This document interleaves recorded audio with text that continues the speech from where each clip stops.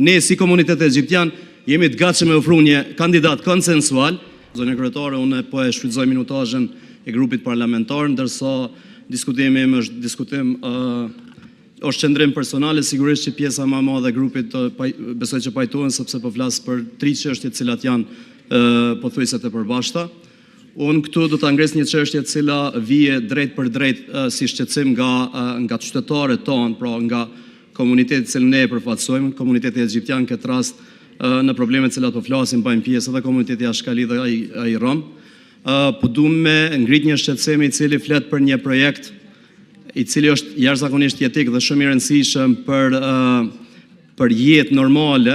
Po flas fjalën e kam për komunën e Fushë Kosovës, për lagjet 28 dhe 29. Ekziston një projekt i cili ka filluar rreth 4 vite më parë, është projekti i ujit të pishëm. Dhe ai projekt çuditërisht akoma ka mbeti pa përfunduar. Po e ngris si shqetësim të sinqert edhe doja të kërkoja drejt për drejt nga kryeministri që të kërkoj një raport apo të kërkoj një vlerësim të situatës se pse ka ngecur ky projekt i pa përfunduar tani e 4 vite.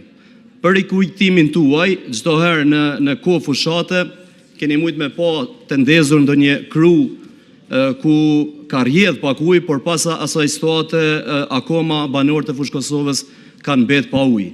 E kam fjalën për rreth 1000 familje të cilat presin dhe besoj secili nga ju e kupton sa është e rëndësishme secili qytetar me pas gjan më elementare pra ujin. E ngris si çështje dhe besoj që edhe me shkrim edhe në procese tjera do të kërkojmë edhe një raport të detajuar, pse jo edhe një lloj hetimi për shkak që i kemi dyshimet tona pse ky projekt nuk ka përfunduar akoma, derisa ka ekzistuar buxheti. Çështja e dytë, si shqetësimi i përgjithshëm mbetet edhe normalisht që këto shqetësime vijnë drejt për drejt nga ata që neve na kanë zgjedhur këtu, pra komuniteti, kudo që shkojmë dhe kudo që i shihni reagimet që vijnë drejt neve, na thojnë edhe dëshmohet që rritja e varfërisë në komunitet është në rritje sipër. Pra është jashtëzakonisht shqetësuese gjendja në komunitetet tona, duke ditur që pozita tyne ekonomike në vazhdimsi ka qenë e rënë, e pa perspektive dhe pa zhvillume dhe tani në situatën cilën ne jemi në ngritjet e çmimeve, cilat janë jashtëzakonisht të papërballueshme, edhe në kushte tjera të pafavorshme, si për shembull ligji për skemen sociale është jashtëzakonisht i pafavorshëm sepse në momentet kur ata kanë nevojë më shumëti largohen nga skema sociale,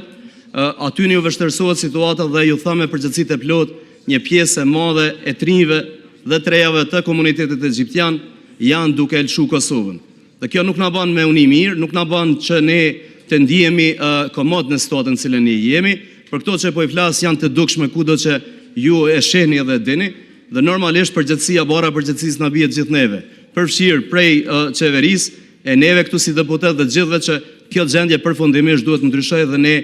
normalisht ta kryjmë punën tonë për çka jemi zgjedhur. Dhe çështja e tretë, e cila është tema më e diskutuar në vend, është çështja e zgjedhjes së presidentit. Si parti politike në kuvend, edhe si grup parlamentar, flas me përgjegjësi të plot, normalisht që nuk po ndihemi komod në një situatë ku po shohim që nuk ka një vullnet, duke i pa shqetësimet tona që janë të vazhdueshme, edhe në pamundësi për të filluar me ndërmarrë veprime konkrete, edhe situata jonë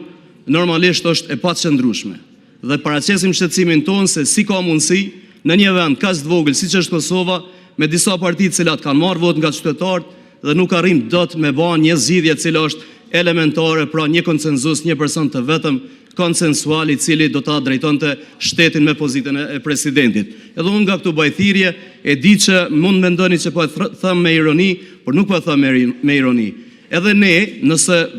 vërtet ka mbet Kosova pas një person i cili mund të jetë konsensual, ne si komunitet egjiptian jemi të gatshëm me ofru një kandidat konsensual, ndoshta me vlera prej një akademiku e të poshtë, edhe besoj që ndoshta është mundësia që vërtet ky personi të jetë tamam konsensual dhe sigurisht që i lavdum edhe prej të tjerëve. Faleminderit shumë zonja kryetare.